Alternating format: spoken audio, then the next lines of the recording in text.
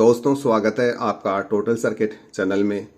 दोस्तों आज की इस वीडियो में बात करेंगे ये DC to DC buck converter और स्टेप डाउन मॉड्यूल के बारे में बात करेंगे। इसको स्टेप डाउन मॉड्यूल इसलिए बोलते हैं जब इसमें इनपुट सप्लाई देते हैं उसी इनपुट सप्लाई को ये आउटपुट के अंदर कम करके निकालता है, इसलिए इसको स्टेप डाउन मॉड्यूल बोलते हैं। और इस मॉड्यूल के अंदर एक वोल्टेज बढ़ाने वाला मॉड्यूल भी आता है, उसको बूस्ट कन्वर्टर के नाम से बोलते हैं। लेकिन आज बात करेंगे इस बक कन्वर्टर के बारे में ही। इसका काफ़ी जगह पर उपयोग होता है, जैसे इससे वेरिएबल पावर सप्लाई भी बना सकते हैं और एलईडी ड्राइवर के लिए भी काम में ले सकते हैं, और सोलर पैनल से बैटरी चार्जिंग करने के लिए ये बहुत ही अच्छा मॉड्यूल है, क्योंकि इसकी एफिशिएंसी बहुत ही अच्छी आती है और ये एमपीपीटी चार्जर की तरह ही काम करता है, यानी एक प्रकार से ये एमपीपीटी चार्जर ही है। और सबसे पहले बात करेंगे यहाँ पर इनपुट सप्लाई की और आउटपुट की और कनेक्शन की। कनेक्शन के लिए यहाँ पर ये दो टर्मिनल है, ये इनपुट सप्लाई के लिए है। यहाँ पर इन लिखा हुआ है माइनस इन, ये माइनस हो गया ये वाला टर्मिनल, और ये इसका प्लस हो गया। और यहाँ पर ये स्विच है, इस स्विच से इस मॉड्यूल को ऑन ऑफ कर सकते हैं। और आउटपुट में यहाँ पर ये प्लस हो गया आउटपुट का, और ये माइनस है। और आउटपुट में वोल्टेज सेट करेंगे, वो इस प्रीसेट से सेट करेंगे। यहाँ पर कंट्रोल वोल्टेज यानी सीवी का मतलब हो गया कंट्रोल वोल्टेज, और आउटपुट में करंट को कंट्रोल करेंगे, वो इस प्रीसेट से करेंगे। ये सीसी का मतलब हो गया करंट कंट्रोल। और इस मॉड्यूल में सप्लाई देंगे, इनपुट सप्लाई वो 7 वोल्ट से लेकर के 40 वोल्ट तक दे सकते हैं। इसमें अगर 40 वोल्ट से ऊपर देंगे तो ये ख़राब भी हो सकता है, क्योंकि यहाँ पर ये आईसी लग रही है LM25116 आईसी। इस मॉड्यूल में सारा काम यही आईसी करती है कंट्रोल का, इन मॉसफेटों को स्विचिंग का काम भी यही करती है। आप इसकी डाटा शीट में देखोगे तो इसका इनपुट सप्लाई वोल्टेज है 42 वोल्टेज मैक्सिमम। अगर इससे ऊपर देंगे तो ये आईसी ख़राब हो जाएगी और ये मॉड्यूल काम नहीं करेगा। और यहाँ पर ये एलईडी है, ये आउटपुट वोल्टेज की है, आउटपुट में वोल्टेज आएगा जब ये एलईडी जल जाएगी। और अब इसमें कनेक्शन करके देखते हैं और इसके टेस्टिंग करके भी देखेंगे। अब मैंने इस मॉड्यूल के सभी कनेक्शन कर दिए हैं। यहाँ पर इनपुट सप्लाई है, ये इनपुट सप्लाई के जो वोल्टेज हैं ये मीटर दिखाएगा। और यहाँ पर करंट बिल्कुल 0 है, क्योंकि मैंने आगे आउटपुट के अंदर कोई लोड नहीं लगा रखा, केवल ये मल्टीमीटर ही लगा रखा है वोल्टेज देखने के लिए। यहाँ पर इसका जो आउटपुट वोल्टेज है वो 1.21 वोल्टेज है। इसका जो मिनिमम वोल्टेज मैंने यहाँ पर सेट कर रखा है इसको। और जैसे जैसे मैं इसकी सप्लाई को कम करता हूँ तो ये वोल्टेज यही रहते हैं क्या, यानी इसके सप्लाई को कम ज़्यादा करेंगे तो ये कांस्टेंट वोल्टेज ही रहते हैं इसके। और इस मॉड्यूल का जो मिनिमम वोल्टेज है वो 7 वोल्ट तक है। अगर 7 वोल्टेज से नीचे डालेंगे तो ये गड़बड़ हो सकता है आउटपुट में वोल्टेज। और 7 वोल्टेज से लेकर के 40 वोल्टेज तक दे सकते हैं। और इसका जो आउटपुट वोल्टेज है वो 1.2 वोल्टेज से 36 वोल्टेज तक सेट कर सकते हैं। और अब मैं इसकी आउटपुट में 12 वोल्टेज सेट कर देता हूँ। यहाँ पर मैंने आउटपुट में 12 वोल्टेज सेट कर दिया है। और अब मैं इसकी इनपुट सप्लाई को कम करता हूँ तो कितने वोल्टेज पे 12 से डाउन होता है।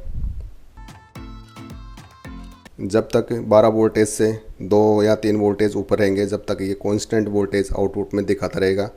और जैसे ही ये डाउन हो जाएंगे 12 वोल्टेज से तो ये आउटपुट के अंदर थोड़े कम हो जाएंगे इसके वोल्टेज, यानी आउटपुट में जो वोल्टेज चाहिए उससे 1 या 2 वोल्टेज इनपुट के अंदर ज़्यादा होने चाहिए, तभी ही ये आउटपुट में कांस्टेंट वोल्टेज दिखाएगा। और अब इस मॉड्यूल की जो आउटपुट है उसके अंदर एक हैवी लोड लगा करके इसका जो करंट है वो भी टेस्ट करते हैं इसमें। दोस्तों अब मैंने इस बक कन्वर्टर पे ये यहाँ पर हैवी लोड लगा दिया है, और इस मीटर के अंदर इसका आउटपुट करंट दिखाएगा और इस मीटर में ये आउटपुट वोल्टेज दिखाएगा। और अब मैं इसके लोड को चालू करता हूँ तो मैंने यहाँ पर ये इसका आउटपुट करंट 1.5 एम्पेयर सेट कर रखा है। और जैसे जैसे मैं इसके वोल्टेज को इनपुट वोल्टेज को कम करूँगा आउटपुट करंट यही, यानी 8 वोल्टेज से लेकर के 40 वोल्टेज तक इसका करंट यही रहता है। यानी ये बक कन्वर्टर कांस्टेंट वोल्टेज और कांस्टेंट करंट दोनों पे ये ठीक प्रकार से काम कर रहा है। और अब मैं इसका करंट बढ़ाता हूँ और करंट बढ़ाने पे इसकी एफिशिएंसी भी अच्छी आती है, बहुत ही अच्छी आती है।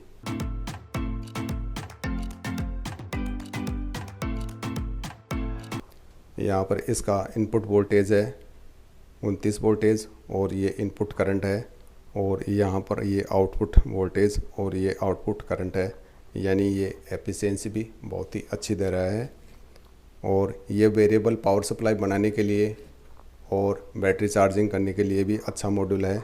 और इसको सोलर चार्जिंग पे भी मैं आपको दिखा देता हूँ। और बैटरी चार्जिंग करने के लिए जैसे मान लो 3.7 वोल्ट की बैटरी को चार्ज करना है तो इसका आउटपुट वोल्टेज 4.2 वोल्टेज सेट करना पड़ेगा, और 6 वोल्टेज की बैटरी के लिए 7 वोल्टेज, और 12 वोल्ट की बैटरी के लिए 13.8 वोल्टेज या 14 वोल्टेज भी सेट कर सकते हैं। और करंट ज़्यादा बड़ी बैटरी हो तो उसमें 10 एम्पेयर तक भी सेट कर सकते हैं। और इसमें जब 10 एम्पेयर की सप्लाई लें तो इसके ऊपर एक फ़ैन लगाना पड़ेगा, क्योंकि ये हीट हो जाता है 10 एम्पेयर से ऊपर जाते ही। अभी भी ये गर्म हो रहा है, थोड़ा थोड़ा फैन लगा देंगे तो ये अच्छा काम करेगा। और अब इसको मैं सोलर पे भी यानी सोलर पैनल पे भी बैटरी चार्जिंग करके टेस्ट करते हैं एक बार।